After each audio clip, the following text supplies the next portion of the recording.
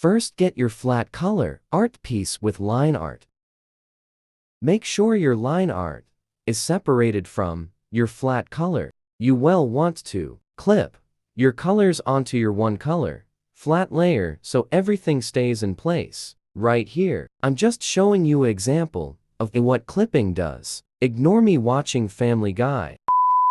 Now add another layer above your clipped color, and this is where we will start to render. I'm using pen fade brush as my first step for my shade as a basic holder so I know where I want my shadow to be at. I'm just selecting the color I want a shadow of and just making it a darker color. Now, turning on stabilizer to make the shade brush strokes into a sharper shade to have a clean stroke. I'm just turning them all max so the effect is more effective and my lines are sharp. I'm right away going for underneath the neck as my light is coming from above and the shadows will be casting underneath what's pulled forward.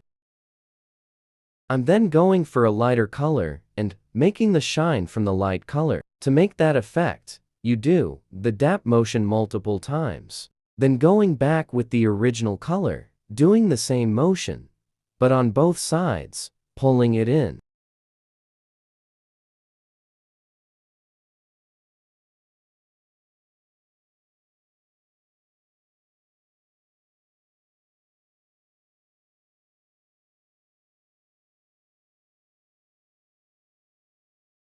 Now, you can be complete here, but since we are going all out, we'll be going in with the airbrush. Make sure you turn stabilizer off, so your render doesn't show really sharp. Here, us going in with the darker color where I wanted my shadows to be at.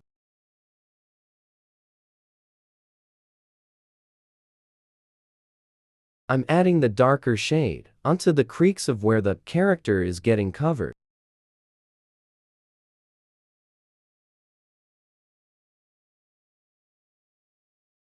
Now, going in with the same light color and layering on top of the light to give it more depth and dimension.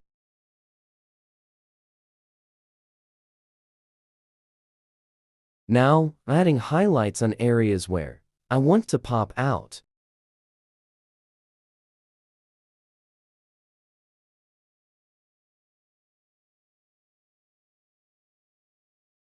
Then going back with the darker color and layering it on top of the lighter shade.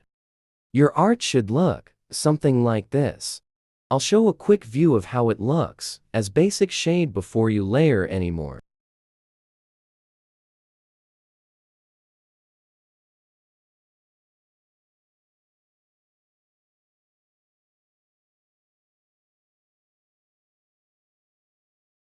Now that I have all the basic shade on, we'll now put the light particles.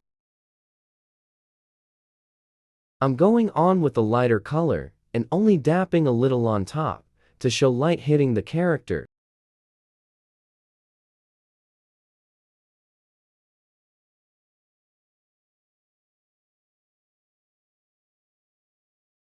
Now add a layer on top of the flat color and shaded and line art. Putting this layer will cover up the line art to give it a more realistic look. Now, going in with this brush to give texture to my artwork that I'm going to start off to layer on top of my art.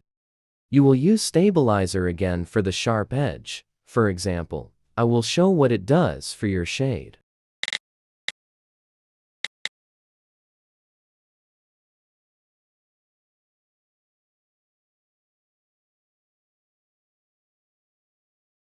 When you're drawing on this top layer, you can fix up small mistakes.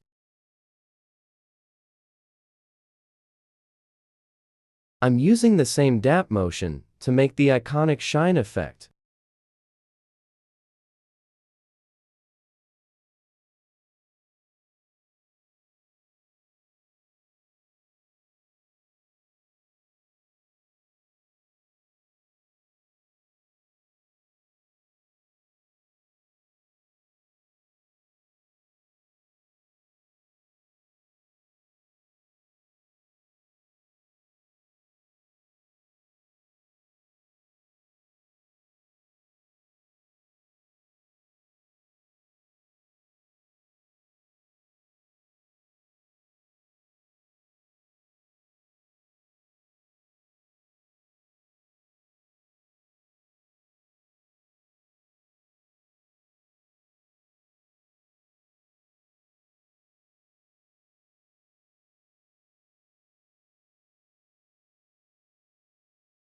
Once you do all the shine you want, you should get something, this. Now, you will add the shadow and lighting. In this video, I already explained the lighting concept of how to do it, but I will just put the video here again to explain the process. If you want to add lighting, but don't know the colors, I suggest using a light yellow as light is seen as white, then selecting overlay on blending mode.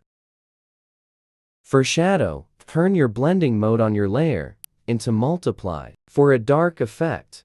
You may also change the lighting color if you choose. It doesn't always have to be light yellow. You may use a different color for shadow, but I only use dark purple for practice to show you how it works. The colors you use can benefit on your background, lighting over your character. This is what it looks like if you don't use blending mode. This is if you do use blending mode. These are the before and after when you use the blending mode. I'll also add the clip of how folders work from my video, so you don't get confused when looking at the layers. Here are your layers, which I will show you how a folder works and what each layer is. Base color, color that holds your flat colors, so you have no missing spot areas. Flat color, your solid colors before they are rendered, which is shadows and light. Multiply layer, which is your shadows. The layer on top of that is just a similar color to fix the shading errors. Now, we are gonna put those all into a folder. When it shows that line on your left, it means it's inside the folder.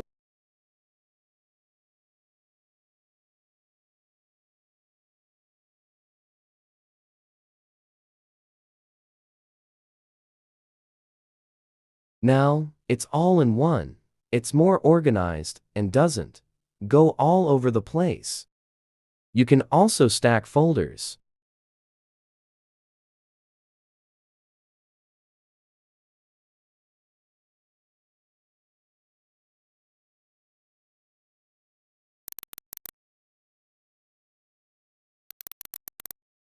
I'll be showing my lighting and shadow layers, along with my outer line black line art.